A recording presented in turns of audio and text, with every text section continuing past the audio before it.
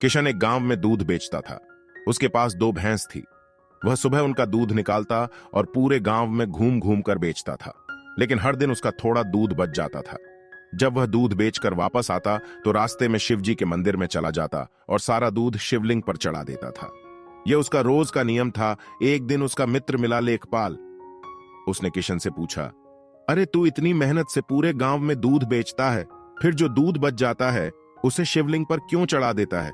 बाकी लोग तो थोड़ा सा दूध पानी मिलाकर चढ़ता है। तू भी ऐसा किया कर और बाकी बचे दूध को जमा कर घी निकालकर बेचकर तुझे बहुत फायदा होगा। किशन ने कहा, भैया मैं पूजा पाठ नहीं जानता। मैं तो भोले बाबा की भक्ति करता हूं।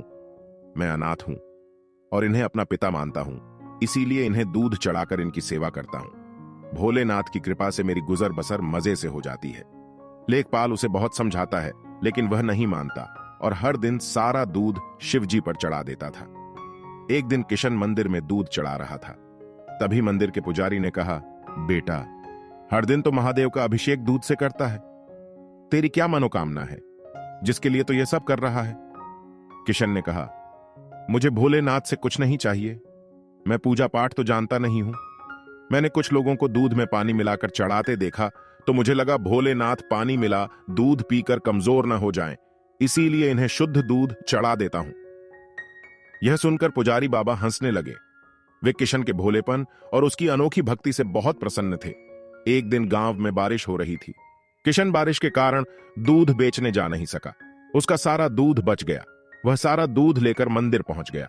वहां पुजारी बाबा ने उसे रोका और कहा, बेटा इतना दूध चढ़ाएगा तो सारा दूध पानी की तरह बह जाएगा। तब किशन ने कहा, लेकिन बाबा यह तो मेरा रोज का नियम है, मैं इसे कैसे छोड़ सकता हूं? मैं यह दूध घर वापस नहीं ले जा सकता हूं। तब पुजारी बाबा ने कहा, तू इस सारे दूध की खीर बनाकर भोलेनाथ का भोग लगाकर गांव में बांट दे, इससे तुझे बहुत पुण्य मिलेगा। किशन को पुजारी की बात अच्छी लगी।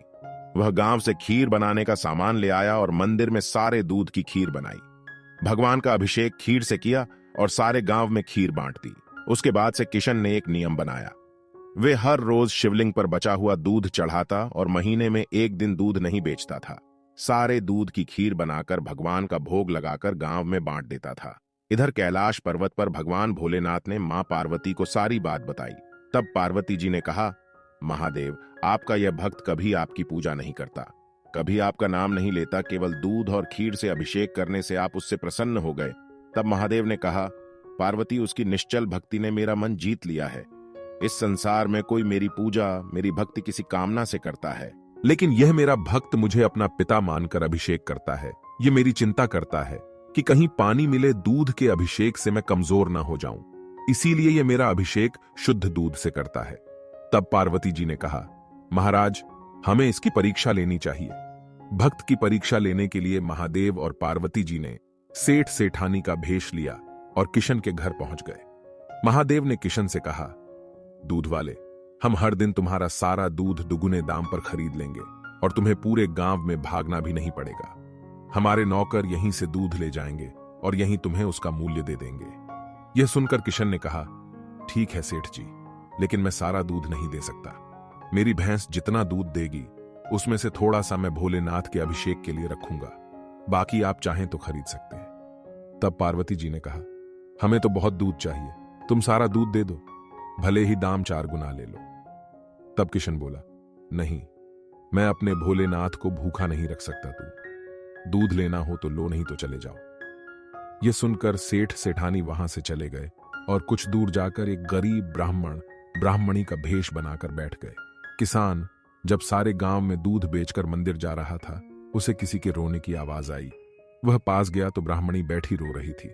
किशन ने पूछा तो उन्होंने बताया, मैं और मेरे पति कई दिनों से भूखे हैं, हमारे पास खाने को कुछ नहीं है। यह सुनकर किशन ने अपना सारा दूध ब्राह्मण ब्राह्मणी को दे दिया। उन्होंने सारा दूध पी लिया। उसके बाद ब्राह्मण ने पूछा, भाई तुम यह दूध कहां ले जा रहे थे? तब किशन ने मंदिर में अभिषेक की बात बताई। यह सुनकर ब्राह्मण ने पूछा, तुमने अपना नियम क्यों तोड़ दिया? तब किशन ने कहा, भगवान भोलेनाथ मेरे पिता हैं, आप भी उन्हीं की संतान हैं।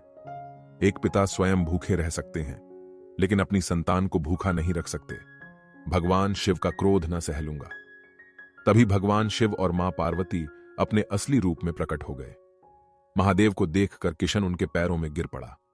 महादेव ने कहा, मैं तुम्हारी सच्ची भक्ति से बहुत प्रसन्न हूं, मांगो क्या मांगते हो। किशन बोला, बाबा मुझे कुछ नहीं चाहिए, बस अपनी भक्ति मुझे दे दीजिए। भगवान शिव ने उससे कहा, तुम मेरे सच्चे भक्त हो, आज से तुम्हें कोई कष्ट नहीं होगा। तुम इस संसार में रहकर मेरी भक्ति करते रहोगे और मरने पर तुम्हें मोक्ष की प्राप्ति होगी। यह कहकर भगवान शिव और मां पार्वती अंतर्ध्यान हो गए।